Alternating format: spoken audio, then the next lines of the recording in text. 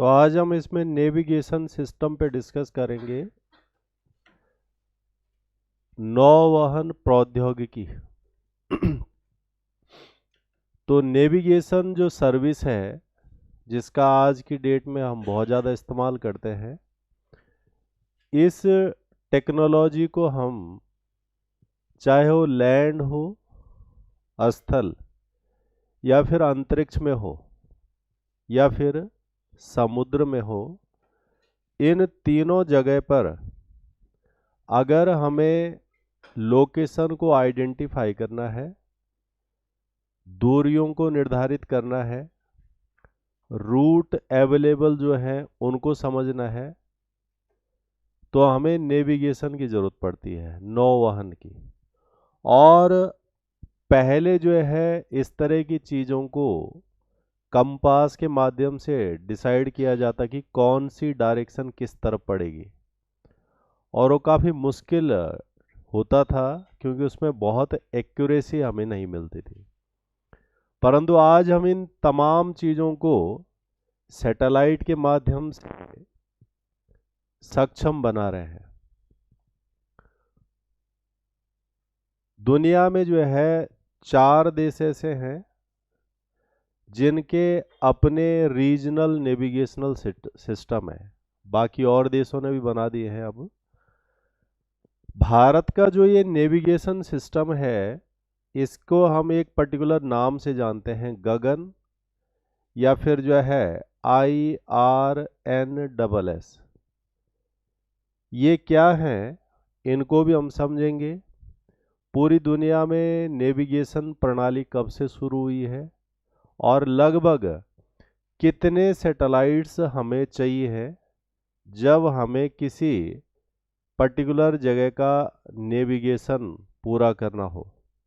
चूँकि पृथ्वी बहुत बड़ी है, तो इस बहुत बड़ी पृथ्वी को अगर हमें नेविगेट करना है तो उसके चारों तरफ हमें सैटेलाइट छोड़ने होंगे, और ये सैटेलाइट इस तरह से जो है इस पूरे अर्थ को कवर करेंगे, जिसके द्वारा हम लैंड में, स्पेस में, सी में जो है चीज़ों को पहचान सकते हैं, डिस्टेंस निकाल सकते हैं, या फिर डायरेक्शन आइडेंटिफाई कर सकते हैं, लोकेशन आइडेंटिफाई कर सकते हैं। ये तमाम चीज़ें संभव है। इस तरह से जैसे आप देखते हैं सड़क है, आजकल हमें ये भी पता लग जाता है कि कौन सी सड़क में जो है जाम ज़्यादा हो रखा है, या फिर कौन सी सड़क ब्लॉक हो रखी है, कौन सी सड़क टूट रखी है, या फिर हमारे पास यहाँ से वहाँ तक जाने के कितने ऑप्शन हैं, कितने रास्तों से हम होके जा सकते हैं। और कई बार तो ये भी सुनने को आता है कि कई लोगों ने गूगल पे केस कर दिया है कि वो गूगल के मैप के थ्रू जो है गए थे और आगे पता लगा कि रोड ब्लॉक हो रखी है या रोड टूट रखी है, या कई एक्सीडेंट हो जाते हैं कि जो है वो जा रहे थे, उस ब्रिज से होके जा रहे थे जिसे गूगल ने मैप में शो किया, और ब्रिज टूट रखा था, गाड़ी वहाँ गिर गई, लोग मर गए। तो फिर भी जो है जो अवेलेबिलिटी है आज की डेट में वो बहुत ज़्यादा है, बहुत अच्छी है और बहुत सिस्टमेटिक है। तो इस तरह की जो है हमें लोकेशंस आइडेंटिफाई होती है। ये आप देख रहे हैं, ये सैटेलाइट है, ये इधर भी कवर कर रहा है, इधर भी कवर कर रहा है, इधर भी कवर रहा है। इस तरह से जो है ये एक सर्टेन इलाके में, आजकल तो हम ये भी देखते हैं कि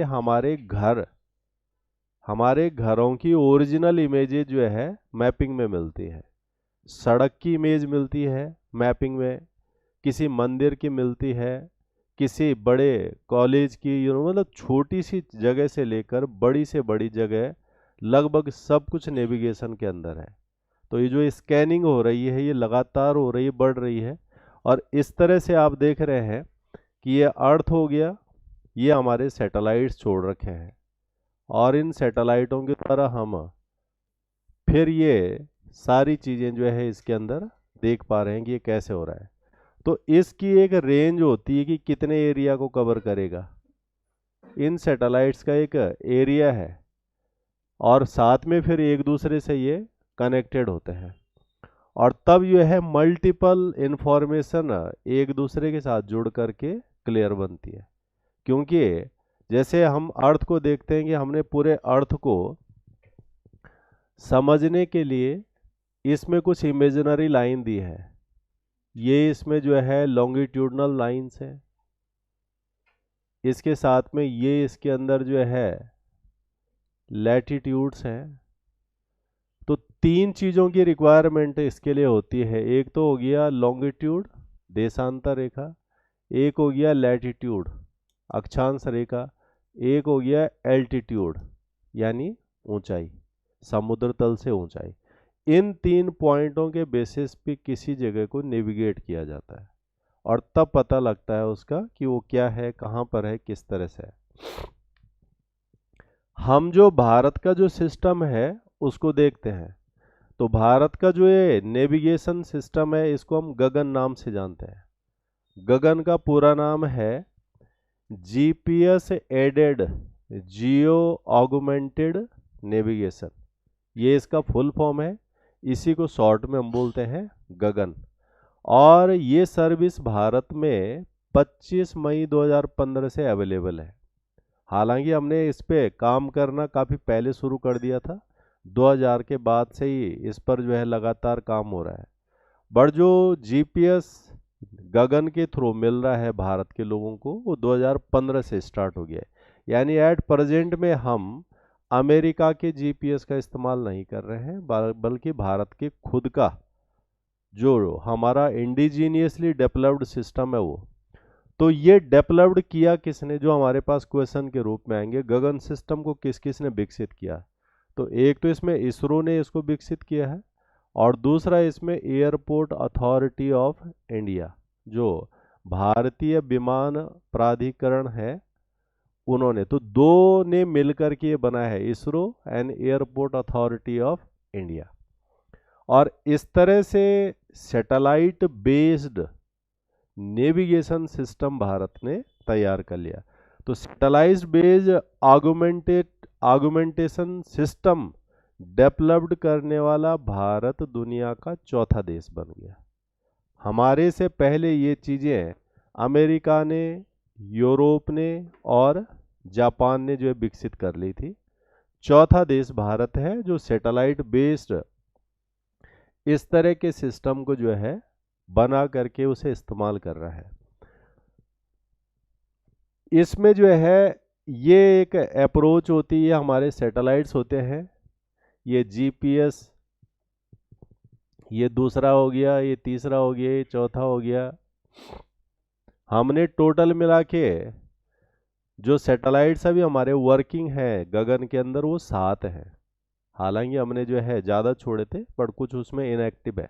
तो 7 सैटेलाइट्स हमारे काम कर रहे हैं और ये भारत के लगभग 1500 किलोमीटर के रेडियस को कवर करते हैं। तो 1500 किलोमीटर के अंदर जो कुछ भी आएगा वो सब ये सैटेलाइट्स कवर कर सकते हैं। और तब आप देख रहे हैं कि हम ये सारी चीज़ें इसके अंदर चला रहे हैं।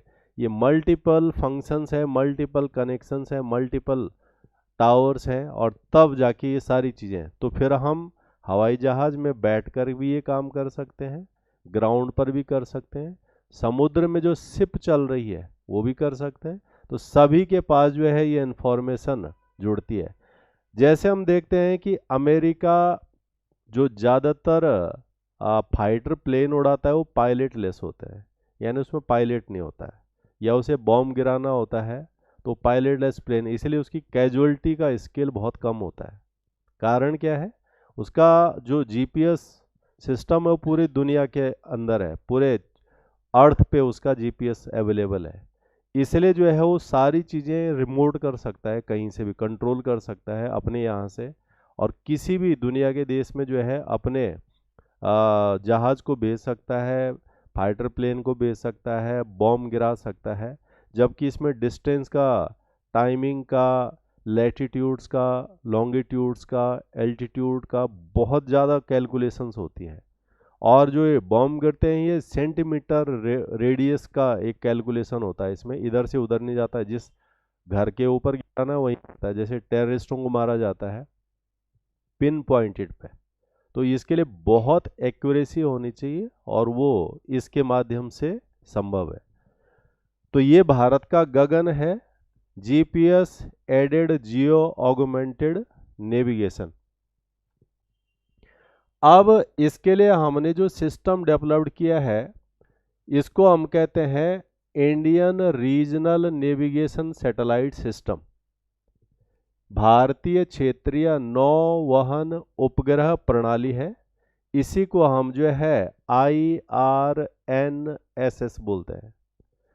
तो ये जो रीजनल नेविगेशनल सैटेलाइट सिस्टम है इसको जो है जब इनॉग्रेट किया गया था 2015 में, तो प्रधानमंत्री ने इस सिस्टम को जो है डेडिकेट किया था भारत के मछुआरों के लिए, फिशरमैन, और इसीलिए इसको नाम दिया गया था नाविक।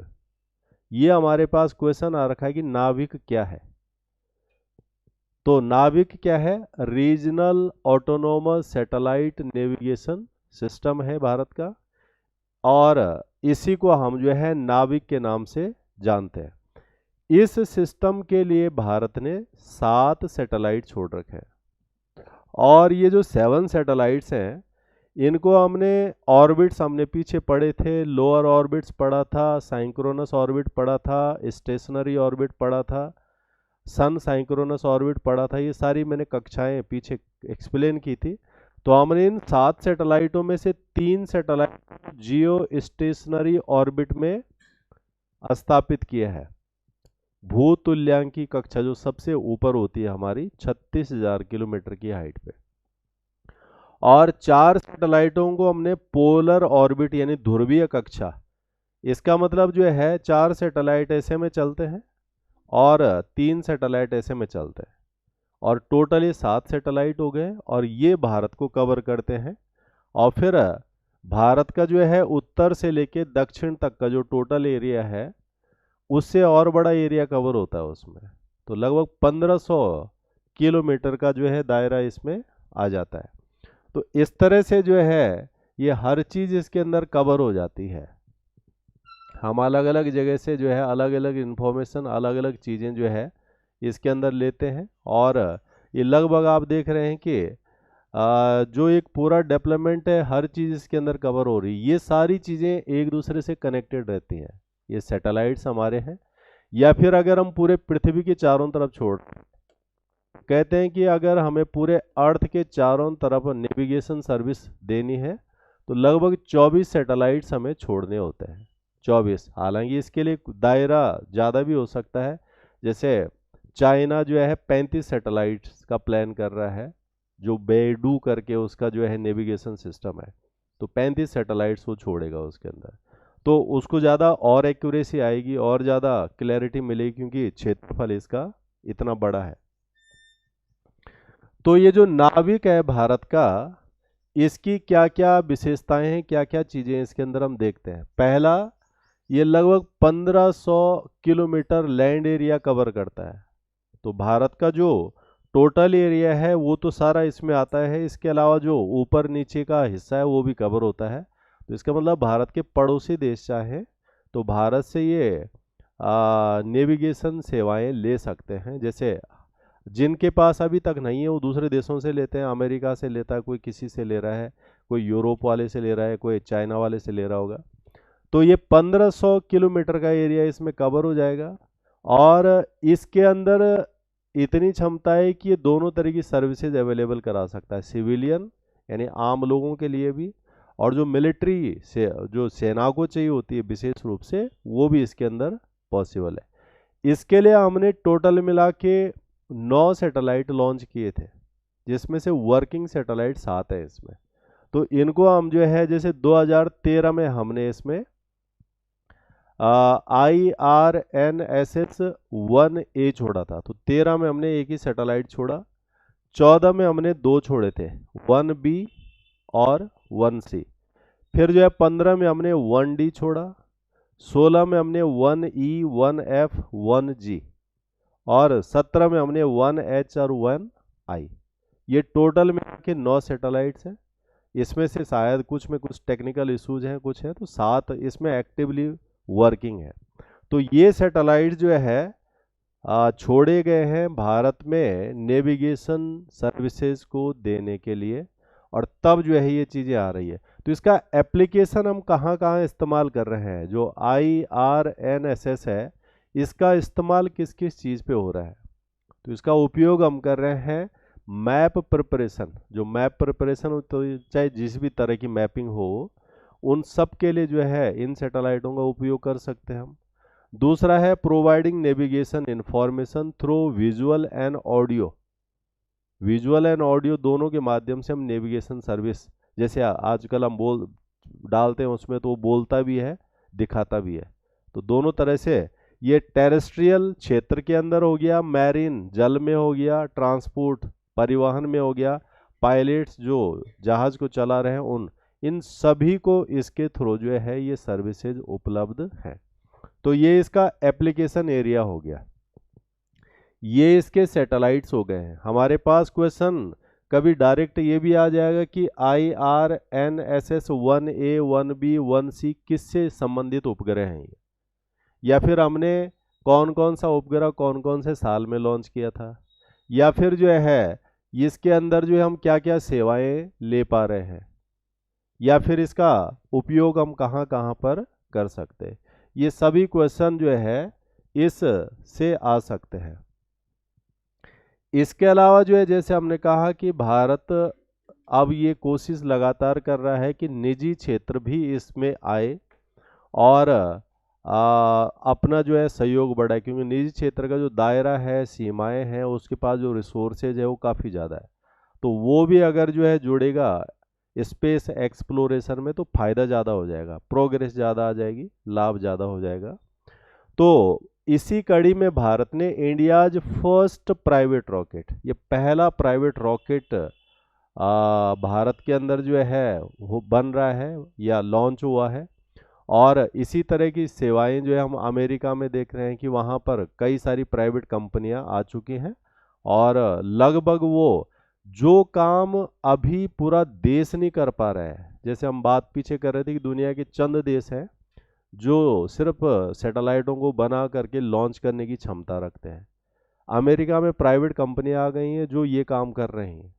और हम यानी भारत ने तो अभी ऐसा भी जो है स्पेस क्राफ्ट नहीं बनाया जो आदमी को ले जा सके, जबकि अमेरिका का जो प्राइवेट कंपनी है उसने बना दिया है, और उसका जो है वो आदमियों को लाने ले जाने का काम कर रहा है।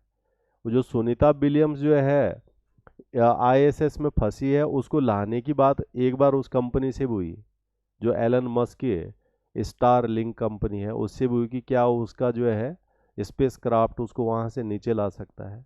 तो यहाँ से दिखता है कि प्राइवेट एरिया के पास इस तरह की पोटेंशियल है। तो भारत का जो पहला प्राइवेट रॉकेट बना उसका नाम है विक्रम-S। ये विक्रम जो है विक्रम साराभाई के नाम से है। ये भारत के पहले स्पेस साइंटिस्ट थे जिन्होंने इस क्षेत्र में काफ़ी काम किया था। और ये जो है लॉन्चिंग ये जो है 18 नवंबर 2022 को इसकी हुई है ट्रायल बेसिस पे। तो ये क्या है, सिंगल स्टेज सब ऑर्बिट लॉन्च व्हीकल है। सिंगल, जैसे हमने पीछे बताया था कि कोई जो है 3 स्टेज रॉकेट था, कोई 4 स्टेज रॉकेट था, कोई 5 स्टेज रॉकेट था, ये सिंगल स्टेज यानी फ्यूलिंग सिस्टम इसका एक ही होगा। और इसको विकसित किसने किया, डेवलप्ड किसने किया, विक्रम-S। तो विक्रम-X को एक हैदराबाद बेस्ड स्टार्टअप है, नई कंपनी है, और इसका नाम है स्काई रूट एरोस्पेस। तो ये स्काई रूट एरोस्पेस स्टार्टअप है, यानी नया कंपनी है जो शुरुआत कर रहा है, उसने इसको लॉन्च किया। और इसका जो नाम रखा गया है मिशन का, उसका नाम है प्रारंभ। प्रारंभ रखा गया है। इसमें 3 पेलोड यानी 3 चीज़ें इसके द्वारा छोड़ी गई हैं, जो 3 चीज़ें इसमें भेजी गई। तो ये भारत में भी शुरुआत हो गई है। आने वाले दिनों में ऐसे स्टार्टअप जो है और अच्छा काम कर सकेंगे या ज़्यादा प्रोग्रेस हासिल कर सकते हैं। ये वो विक्रम-S पहला प्राइवेट जो है रॉकेट है जो विकसित किया गया है। इसके अलावा जो है पूरी दुनिया में जो नेविगेशन है वो किस किस तरह का है, तो सबसे पहले इस तरह की जो सेवाएं हैं वो अमेरिका से शुरू हुई हैं, और उसके बाद जो है फिर दुनिया के बाकी देशों ने, तो अमेरिका और रसिया इस मामले में सबसे आगे रहे हैं। उन्होंने शुरुआती दौर में जो है काफ़ी इस पे काम किया है। तो अगर हम पूरी दुनिया का जो है अंतर्राष्ट्रीय नौवहन प्रणालियों को देखेंगे तो इसको हम कहते हैं जीपीएस, ग्लोबल पोजिशनिंग सिस्टम। ये जो जीपीएस है इसको सबसे पहले पेंटागन ने शुरू किया था। पेंटागन कौन है? अमेरिका का डिफेंस डिपार्टमेंट है। और चूंकि किसी भी देश में इस तरह की सर्विसेज सबसे पहले आर्मी डिपार्टमेंट ही करता है, क्योंकि उसको सबसे ज़्यादा ज़रूरत होती है सिक्योरिटी के पॉइंट ऑफ व्यू से, या दुश्मन देश को ऑब्जर्व करने के लिए। तो किसी भी देश का, जैसे भारत में भी जो जीपीएस है वो निश्चित रूप से उसका सबसे विकसित भाग सेना इस्तेमाल करती है। अमेरिका में भी करती है, किसी भी देश में, चाइना में करेगी। तो पेंटागन ने ये जीपीएस सबसे पहले शुरू किया था और 1995 में ये स्टार्ट हो गया था। 1995 से ये चल रहा है। इसके लिए इन्होंने 24 सैटेलाइट का प्लान किया है कि 24 सैटेलाइट्स ये छोड़ेंगे और पूरे अर्थ कवर हो जाएगा उसके अंदर। तो सैटेलाइट्स इसमें संख्याएं निर्धारित रहती हैं कि कौन सा देश, जैसे भारत का भी जो है सिर्फ 7 ही सैटेलाइट यूज कर रहा है, तो हम सिर्फ 15, भारत के इर्द गिर्द 1500 किलोमीटर को ही कवर कर सकते हैं, उससे बाहर नहीं। जबकि अमेरिका का ये लगभग दुनिया के सभी देशों में है। इसके द्वारा जो है क्या क्या किया था इन्होंने? Maps, surveying land, commercial work, experiment, space experiment, surveillance, tracking, ये सारी चीज़ों को हासिल करने के लिए अमेरिका के डिफेंस डिपार्टमेंट पेंटागन ने 1995 में जीपीएस को शुरू किया था। इसके अलावा जो है ये बेयरडू है, बेयरडू ये जो है चाइना का है, और चाइना ने ये चीज़ें जो है 2000 से जो है शुरू की थी। इसका प्लान है 35 सैटेलाइट लॉन्च करना है। तो 2025 तक अभी इसके जो है करीब करीब जो है काफ़ी सैटेलाइट जो है इसने लॉन्च कर दिए हैं और उनको स्थापित भी कर दिया कक्षाओं में। उसके अलावा जो है अमेरिका का जीपीएस, चाइना का बेयरडू, इसी प्रकार से रूस का है ग्लोनास। ये नाम है इनके अलग अलग, और ग्लोनास का मतलब है ग्लोबल नेविगेशन सैटेलाइट सिस्टम। ये जो है रेडियो बेस्ड है, ये सैटेलाइट बेस्ड से ज़्यादा रेडियो बेस्ड है, रेडियो वेव्स का इस्तेमाल होता होगा इसमें ज़्यादा। और ये भी 2000 से लगभग काम कर रहा है। हालांकि लॉन्चिंग काफ़ी पहले से, क्योंकि ये एक साथ नहीं होता है, काफ़ी पहले से प्लानिंग, फिर उन्हें लॉन्च करना, फिर उन्हें डॉक करना, जोड़ना, फिर कनेक्टिविटी, कई सारी चीज़ें होती है, तो टाइम लगता है। तो हमारे पास ये नाम आ जाते हैं, ये किसका है, ये किसका है, ये किसका है, या कौन से साल से ये स्टार्ट हुआ है, या कितने सैटेलाइट जो है ये छोड़ रहे हैं। ये 26 सैटेलाइट है रसिया का, ये 26 सैटेलाइट जो है प्लान कर रहे हैं इसमें। तो इस तरह से जो है ये होता है कि ये सैटेलाइट जो है हमने छोड़ दिए हैं, और अब जो है ये सैटेलाइट अलग अलग एरिया को कवर कर रहे हैं, साथ में जो है फिर आपस में कनेक्टेड रहते हैं, और फिर इसके द्वारा इंफॉर्मेशन एक्सचेंज होती है, तभी जाके हमें एक्यूरेसी, जैसे हमें यहाँ से भरना है कि देहरादून से दिल्ली कितना दूर है, तो इसमें जो है निश्चित रूप से दिल्ली भी कवर होना चाहिए, देहरादून भी कवर होना चाहिए, फिर हमें रास्ता चाहिए बीच का, तो वो सारी चीज़ें।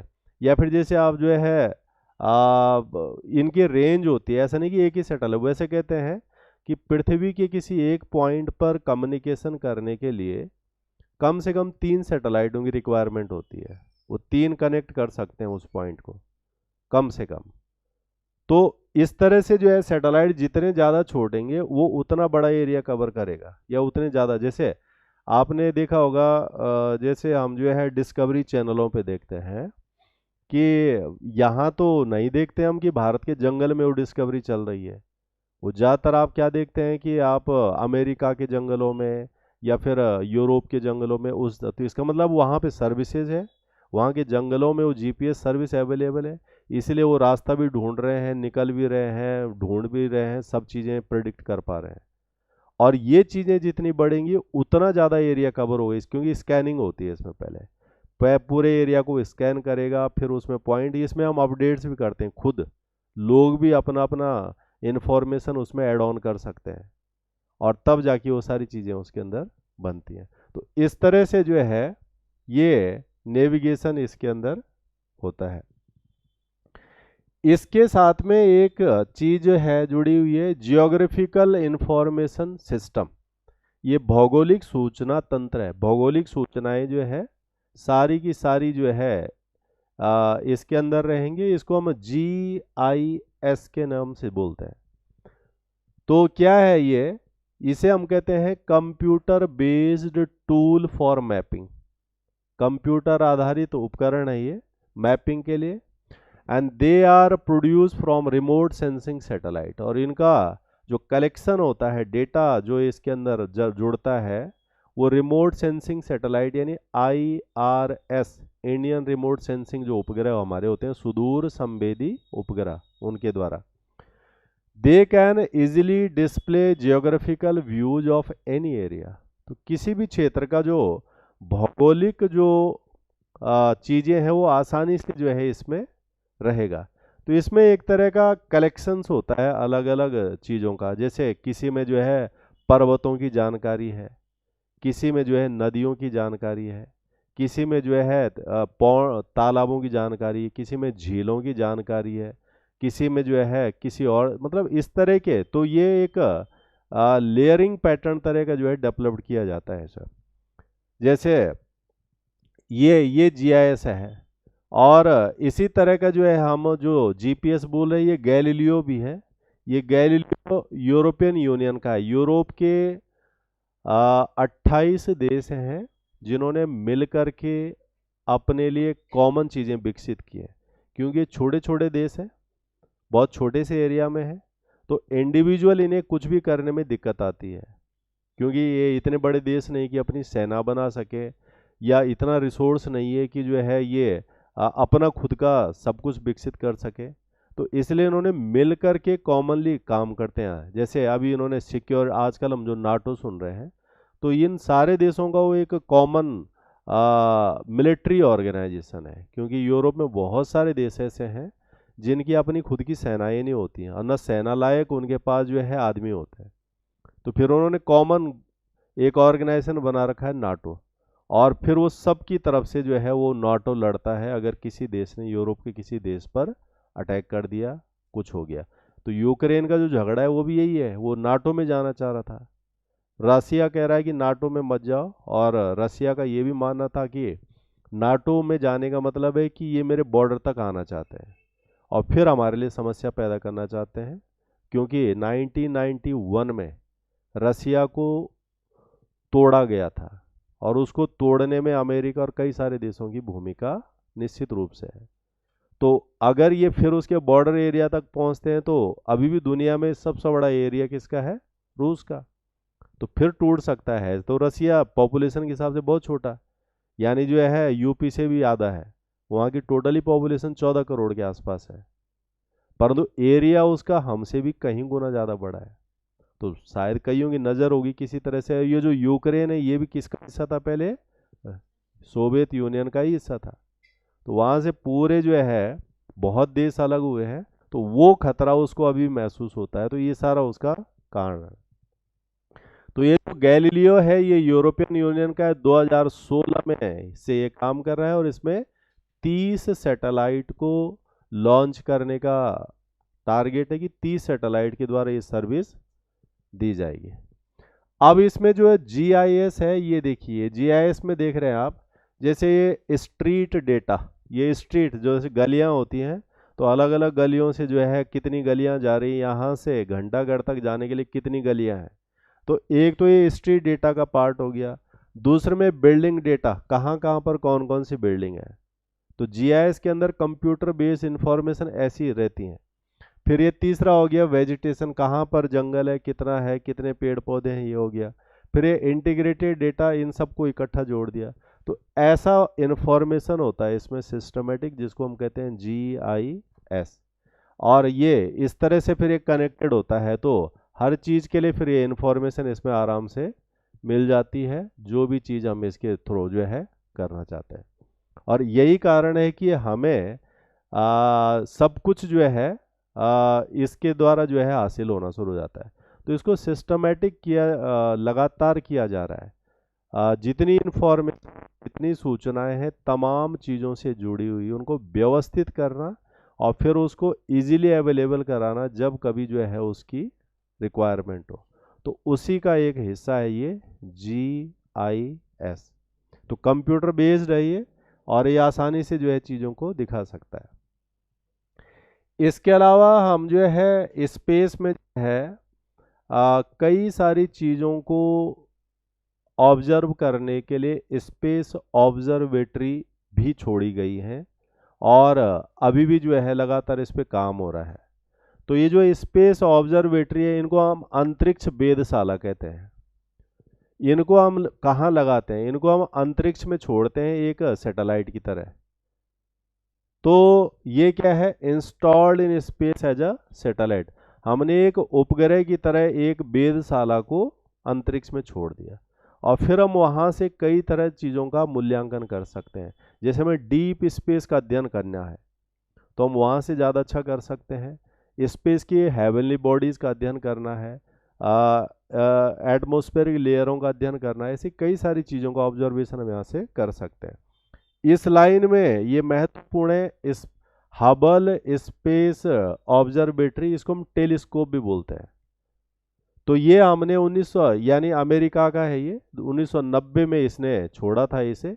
ये एक तरह की स्पेस लेबोरेटरी है। दूसरा ये चंद्रा एक्सरे, ये चंद्रा एक्सरे भी जो है अमेरिका का ही है, और ये भारतीय वैज्ञानिक थे सुब्रमण्यम चंद्रशेखर, उनके नाम पर बना है चंद्रशेखर एक्सरे। ये 1999 में जो है छोड़ा गया था। हमने यानी भारत का भी है किसी तरह का स्पेस ऑब्जर्वेटरी, और इसको हम जो है ये हबल है। इस तरह से आप देख रहे हैं, ये पृथ्वी हो गई, और ये जो है हमने ऊपर छोड़ रखा है इसको अंतरिक्ष में। और यहाँ से हम बहुत सारी चीज़ों का मूल्यांकन, अवलोकन, ऑब्जर्वेशन करते हैं, जो पृथ्वी की सतह से उतना अच्छा नहीं हो सकता है। तो ये हबल है, ये है भारत का। और इस भारत का जो स्पेस ऑब्जर्वेटरी उसका नाम है एस्ट्रोसेट। तो एस्ट्रोसेट नाम का जो है हमने एक अंतरिक्ष वेधशाला छोड़ी। तो ये 2015 में छोड़ी थी, और ये भारत का पहला ऑब्जर्वेटरी मिशन है। इसका उद्देश्य क्या है, ऑब्जेक्टिव क्या है इसका? स्टडिंग डिस्टेंस सेलेस्टियल ऑब्जेक्ट, जो दूर स्थित नक्षत्रीय ग्रह हैं, नक्षत्रीय चीज़ें हैं, उसका अध्ययन करने के लिए हमने एस्ट्रोसेट को छोड़ा है। तो इस तरह से जो है ये पृथ्वी हो गई नीचे, ये एस्ट्रोसेट हो गया। और इसमें जो है कई विशेष तरह के जो है चीज़ें होती हैं, जो है डीप स्पेस की चीज़ों को स्कैन करते हैं, ऑब्जर्व करते हैं, एनालिसिस करते हैं, और फिर वो जानकारी हम तक आती है, और उसके माध्यम से हम अंतरिक्ष के रहस्यों को, उसकी विशेषताओं को जानते हैं या प्लानिंग करते हैं, और ये भविष्य की भी रिक्वायरमेंट है। So that is AstroSat, India's first multi wavelength space observatory. तो इस पर भी कई बार क्वेश्चन आ रखा है कि व्हाट इज एस्ट्रोसेट, कब छोड़ा था हमने, और क्या क्या इसका उद्देश्य है। This is AstroSat. इसके अलावा जो है India's first commercial space observatory, ये जो है फर्स्ट कमर्शियल स्पेस ऑब्जर्वेटरी है, वाणिज्यक जो है ये वेधशाला है, और इसको हम शॉर्ट में बोलते हैं SSA। तो इस पर भी जो है ये लगातार आजकल काम हो रहा है, और खासकर ये उत्तराखंड से जुड़ा हुआ है ये सब्जेक्ट। तो established in Garhwal division of Uttarakhand, Uttarakhand के गढ़वाल क्षेत्र में, यानी चमोली साइड में कहीं इसका इंस्टॉलेशन हो रहा है, और will be built by space sector startup. इसको भी एक स्टार्टअप डेवलप्ड कर रहा है जिसका नाम है दिगंतारा, तारा जो है ये स्टार्टअप यानी कंपनी है नई, जो इस पर जो है काम कर रही है, SSA। तो इसके माध्यम से भी कई तरह की जो है चीज़ें हैं ये यहाँ पर ये छोड़े जाएंगे, और इसके बाद जो है ये अलग अलग एरिया इसमें चीज़ें जो है इसके अंदर जो है लाई जाएंगी और कनेक्टिविटी इसका बनाया जाएगा। तो ये एक कमर्शियल स्पेस ऑब्जर्वेटरी होगी, वाणिज्यिक, जिसमें कई तरह की चीज़ों का उपयोग किया जा सकता है। तो ये है हमारे अंतरिक्ष से संबंधित जो है वेधशालाएं, और जिनका हम अलग अलग क्षेत्रों के लिए जो है प्रयोग कर सकते हैं और लाभ भी उठा सकते हैं। क्लियर है? किसी को यहाँ से कोई क्वेश्चन डाउट है तो पूछिए।